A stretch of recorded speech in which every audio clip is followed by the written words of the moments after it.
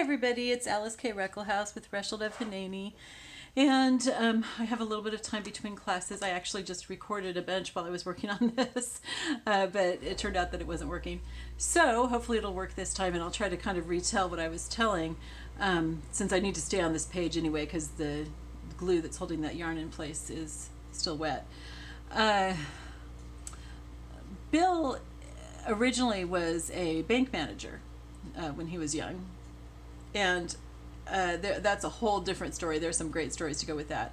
But after that, he decided to be a salesman for a yarn company, and so he traveled all over selling yarn to various companies and everything. And in the process, met Perry Ellis, who was a designer. There still is a company with his name, but he passed away quite a while ago.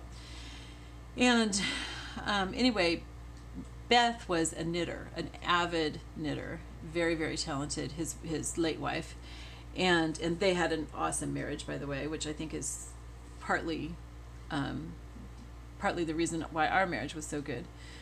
But anyway, so Perry Ellis asked if Beth would do some knitting for him, and she ended up designing some patterns and stuff for him. And I think that she did, I'm not sure, but I'm fairly sure that she did kits where, she designed or I think maybe Perry Ellis designed the actual design, but she came up with the pattern, and then the Perry Ellis company would put together a kit with yarn and everything so that people could make their own sweaters.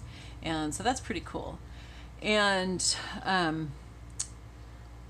so eventually they ended up doing prototypes for a number of the designers in New York. They did Perry Ellis, Ralph Lauren, Bill Blass, and some others.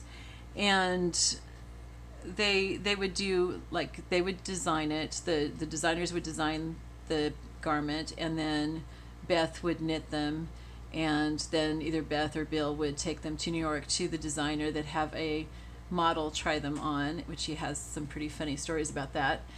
And then the designer, if they were happy with it, would take the design, the prototype that Beth had knit, and they would take it to China or someplace else where they could have it made inexpensively and mass produced.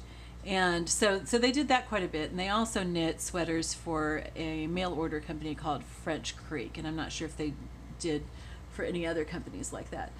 But their company became so big they needed other knitters, and so they had other people knitting for them, I think women probably. And they eventually ended up buying some knitting machines, and the company became pretty big.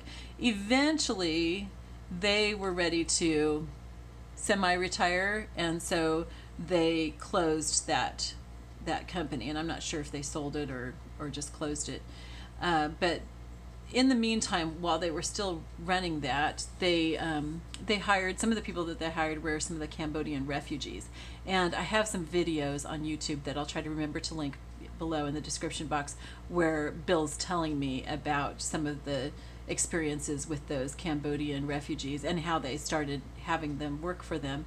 I had wanted to record a lot of Bill's stories. He has some really great stories from his life, and I recorded some, but I wasn't able to, we didn't know that our time was so short, and I wasn't able to get all of his stories recorded, but the ones that I have recorded, I would love to be able to share. So there's that. So anyway, so eventually they closed that business. While it was still open, they were going down every weekend to the Eastern Shore. And they rented a house in Betterton, which was one place that Bill and I loved to go, was Betterton and the beach and everything. And there was a restaurant there that we loved, Barbara's, by the bay. And anyway, so they would go down there on weekends. Well, eventually they decided to move down there, so they closed the company in Pennsylvania, and they moved down to Betterton, and they started Chester River Knitting Company. The company before was called Pattern Works. They started Chester River Knitting Company, and it was just, just them, and they hired Linda Walmsley, and I'm not sure if they hired anybody else to help with the knitting and stuff. But they had a little shop on Hopewell Corner, and then they moved in town to Chestertown when there was a downtown space available. And they did very well there, and when I married Bill, I joined Corral, and a number of the people and people that I met elsewhere would say, when they heard my last name, they'd ask if I was any relationship to Bill. Of course, they usually assumed I was his daughter, and then I told them that I was his wife, and they would always say something about a sweater that they had of his, and a lot of people would say things like, oh, I bought a sweater from him 30 years ago and I still wear it. His philosophy was that he used natural fibers, and that he knit classic designs that were going to be, in style all the time. And you could add your accessories to it to make it more trendy. But his designs were all classic. Now, he also did custom work, and, people would ask him to do all kinds of things. He did intarsia, which is where you knit a design into the knit, into the sweater, and all kinds of crazy things. Like somebody from the American Lung Society had him knit a pair of lungs on a sweater. And then there was like his, and I think this was probably while Beth was still alive, they did a Republican elephant and a Democrat donkey, and each time that somebody bought one of those sweaters, they kept score of it up on the wall, I think, and it always predicted how the election was going to turn out. It was kind of funny. And even in the 2016 election, we had one more Republican sweater bought than Democrat, and you know how that race went. I mean, it was just like such a close call, and the Republicans won. And kind of funny along that line too, when we were married, we had a school teacher from Illinois who asked us to make a replica of Frank Chance's sweater when he was the manager of the Cubs in 1908, when the Cubs won the pennant. And so we did that, and we got it to him, and he wore it for the different games. And when he wasn't wearing the sweater, the Cubs lost. And when he was wearing the sweater, they won. And they won the World Series that year. It was pretty cool. So we always joked about how Bill's sweaters are magical. So he just, he did a lot of that. He kept, when Beth passed away, and she was the heart and soul of that.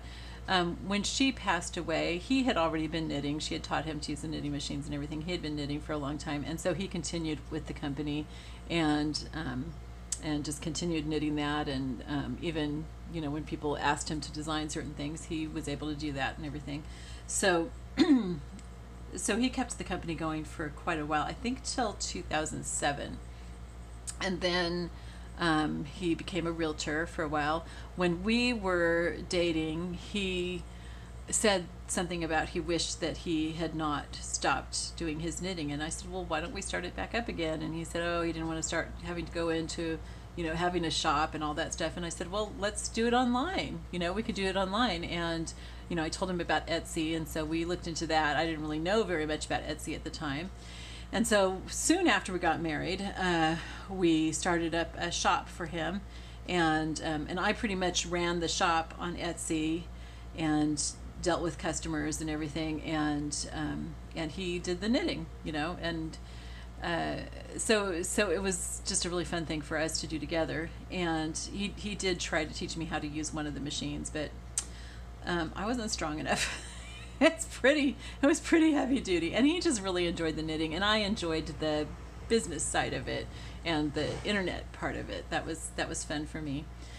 So so when we moved here, because we had that online, we were able to just transfer that here and continue doing that same thing here right up until he died, until he passed away. In fact, he's got a waiting list probably a little bit more than a year long that I need to contact people about and let them know that he's not going to be able to knit the sweaters that they wanted him to knit. So, yeah, it's going to affect a lot of people. You know, and we had customers who would come back for more and more and more, and some really cool stories that of customers with their sweaters, and just, you know, how really special that was and everything. And then he had started slowing down with his knitting lately, and we were talking about making videos where he would teach people how to use machines and how to do what he does, because as far as we know, there's not really anybody doing what he exactly was doing with the intarsia and everything. You know, now you can get the electronic machines and you can program it and go to bed and come back in the morning, you've got a sweater, but nobody doing this kind of thing like he was doing. And so, you know, we were talking about maybe even contacting Berea College to find out if maybe they would have a couple of kids who would want to be interns or apprentices and learn to do the knitting and eventually maybe buy out his machines and stuff. He has one machine that's from the 1890s, just really special. It was from a sweater shop in the Bronx. And then also, you know, he had quite a bit of yarn, and so we were starting to work on getting that onto our Etsy shop for crafters and stuff too, because yeah, I mean, he had said I could use whatever I wanted to for my journals and stuff, and if I wanted to sell some of it, then I could. And so we were working out exactly how we were going to do that and stuff, because like junk journalers and other crafters would really appreciate that. So yeah, we didn't quite get that far. Yeah. So anyway, I'm just going to read to you what I have written here. This is something that I posted on Facebook. It says, Bill and I loved being married to each other. We often told each other that. He would say, do you have any idea how much I love being married to you? Or I would say, I can't imagine anything better than being married to you. It wasn't just being together, it was being married, being part of each other. We truly felt that we were the other half of each other's soul. And, you know, we would say things like that, you know, do you know how much I love being married to you? Oh, probably a few times a week, you know, and it was, you know, understood, and we had talked about this on a number of occasions, how we loved being together as a couple and everything, but we also just loved marriage. We loved all that comes with marriage itself, and not just our relationship, but we loved marriage. It's kind of hard to explain. So yeah. So completely switching topics, one other thing that I wanted to mention, and then I've got to go teach some more classes, is how important it is to have people supporting you when you're going through something like this. And I have kind of a comparison to make. I mean, I've obviously never lost a husband before or anything, but especially somebody I loved so much as Bill. But over the last few years, I've had some fairly traumatic experiences, relational type things, and especially in the last year, some things that were just so shocking that they really traumatized me, to the point that about a year ago, I just stopped wanting to have anything to do with people in real life. You know, I could deal with people online, but I just didn't want to have anything to do with people other than Bill. And the difference between those and this was a much worse hurt than those things were. Those were really awful, and they were very traumatic for me. One was a year ago in July, and one was at Christmas time. And this is worse, but the difference is that nobody really knew about those traumas that I was going through, because they weren't things that I was going to share publicly. And so my best friend Kathleen knew, my friend Yuri, Daphne. That's probably all. I don't know if I told anybody else. You know, I didn't really have support. Of course, Bill knew. You know, so I had a lot of support from those people, but it wasn't the same as what's happening with this. Is I've been able to be more open about this, and so there's just been more support, people praying for me, which I think has been hugely responsible for how well I'm doing, which is not to say that I'm going to always do well.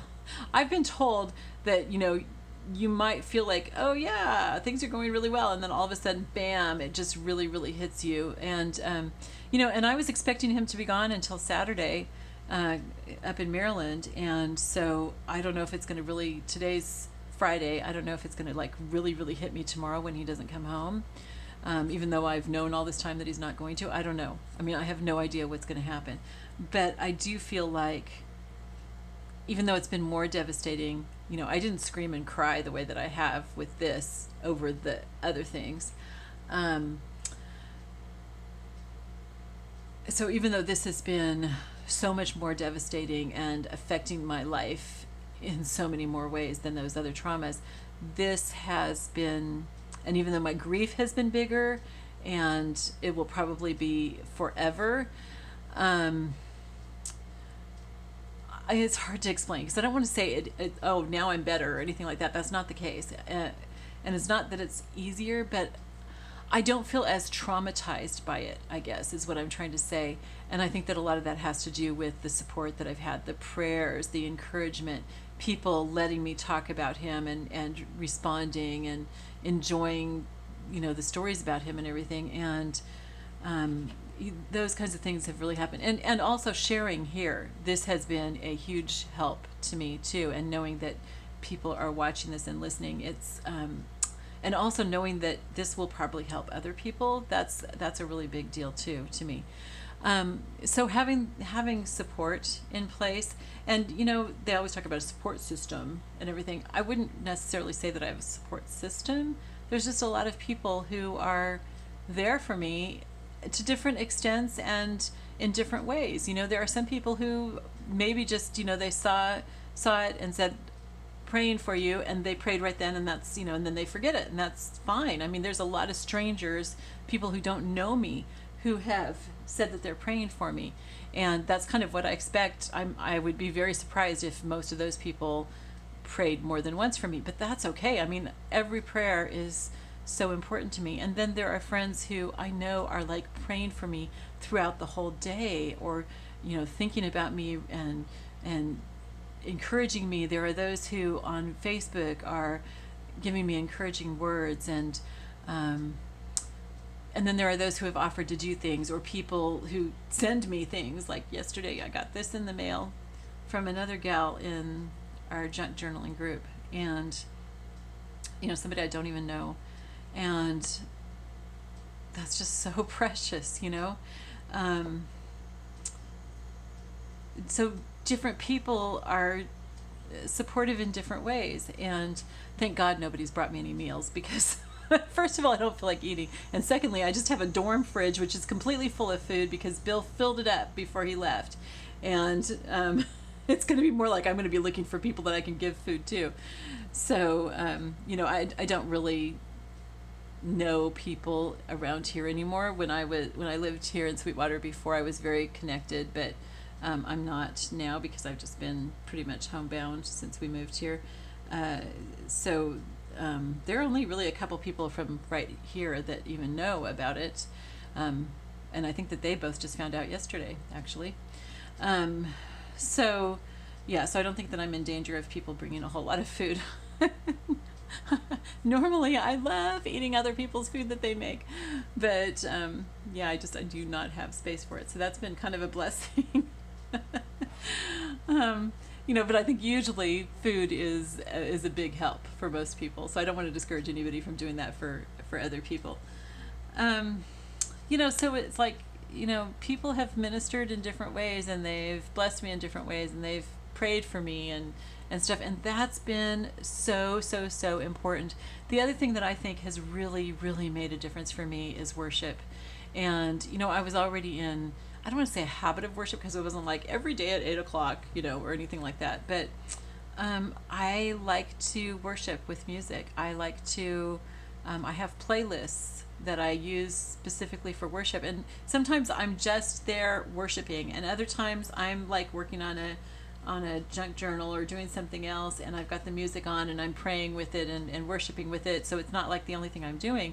But that has really, really sustained me. You know, I've shared before about how I was worshiping right before I found out that Bill had died in that crash, and you know how providential that was, because that I was so incredibly devastated. I still am. And nothing's going to lessen that, but God gave me the strength because I had been worshiping, and I think that I probably would have collapsed and ended up in the hospital or something if it hadn't been for that, you know. And then I've continued doing that worship time, you know, like I said, not every day at a certain time or anything like that, but you know, spending time in worship, and here and there putting on a song, and just, you know, crying and praying and singing at the top of my lungs and praying in tongues, and that's also been something, you know. And I know, please, you know, I've got a whole video series on speaking in tongues, and let me just say, I don't believe that that's a gift that everybody needs to have, and I didn't have it for a long time, but I am so grateful now that I have it, because Paul says that when you pray in tongues that you edify yourself, which means you're building up your spirit, and that has done that. And there have been times over the last few days that I have no clue what to pray, and I know that the Holy Spirit is interceding for me, and you know, and so those things have been hugely responsible for getting me through this time. Anyway, so thank you for letting me share about Bill.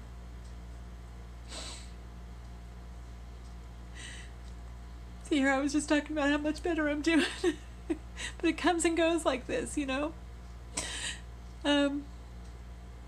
Thank you for letting me share about Bill and about some things from our marriage and everything. And I hope that the things that I shared will help you in some way.